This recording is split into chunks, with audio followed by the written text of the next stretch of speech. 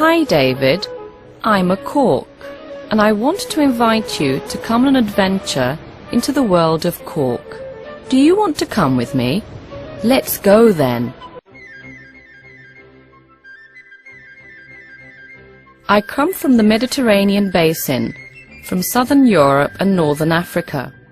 The tree I come from is the cork oak, which grows in countries like Portugal, Spain, France, Italy, Morocco, Algeria and Tunisia, where the climate is warm and humid. It all begins with a little acorn. The fruit and seed of the cork oak tree, or just cork tree, which has the botanical name Quercus subber L. The cork tree grows slowly to a height of 10 to 20 meters. It has an average lifespan of 170 years, although many cork trees live to be well over 200. It is the bark of the cork tree that gives us cork. Do you know what a plantation of cork trees is called? No? Well, it's called a cork forest. Did you know that cork forests help the planet to breathe? Take a deep breath and let's find out why. Play a very important ecological role.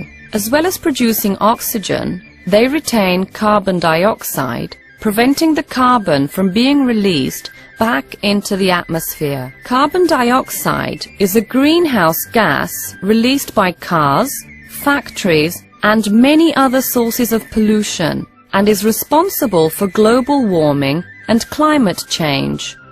The cork forest is also the natural habitat of many animals, giving them food, shelter, and protection. The cork forest is home to, for example, mammals like foxes, gannets, wild boar, deer, hares, birds like the black stork, the wood-chat shrike, owls, and many other birds, like the grey heron, which migrates from northern Europe to escape the cold. Some birds rest in the cork forest while others fly on to Africa. Some animals are in grave danger of becoming extinct and need the cork forest to survive. This is the case of the Iberian lynx. There are only around 100 of them in the whole world, and the Iberian imperial eagle. There are only 150 left. Besides the cork trees, a great variety of flora grows in this habitat, such as lavender, which smells really nice, foxglove, oregano, rosemary, and peppermint, which can be used in food, among other things. Sometimes associated with the cultivation of cork trees is livestock farming and agriculture, which provides jobs for the people living nearby. The black Iberian pig, which eats acorns, is one of the species kept by local farmers. Let's see. Cork comes from the bark of the cork oak and is removed by skilled workers. The removal of cork is called harvesting. Harvesting takes place between the months of May and August, when the cork peels from the tree trunk most easily. Cork can only be taken from a cork tree when the tree is approximately 25 years old, and thereafter every 9 years, according to the common practice in Portugal. The cork from the first 2 harvestings can have a number of uses, but only from the 3rd harvest, when the tree is over 40 years old, can the cork be used to make corks. Do you know how many corks can be made with the cork from a single cork tree? Think carefully. On average, 4,000 corks. Imagine that! Not at all.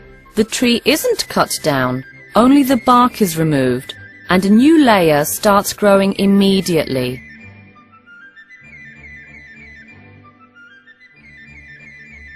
Cork provides excellent insulation against temperature, noise and vibration. It is fire and water resistant, elastic, compressible, light, soft, and of course it has a very attractive natural texture and is pleasant to the touch. How nice! There are corks, like me, which seal bottles, preserving drinks in a natural way. As a building material, cork is used for insulation against temperature, noise and vibration. But there's more. Although you can't see it, cork is widely used in the construction of roads, bridges, airport runways, dams and swimming pools. It is also used as the outer layer of floors and walls. You will find cork in furniture and in a number of decorative or work items. You may not know it, but cork is also used in hockey and cricket balls and shuttlecocks because it is light and very resistant. There are even musical instruments and toys which contain cork. Cork can also be found in the soles of shoes, in jewelry and clothing.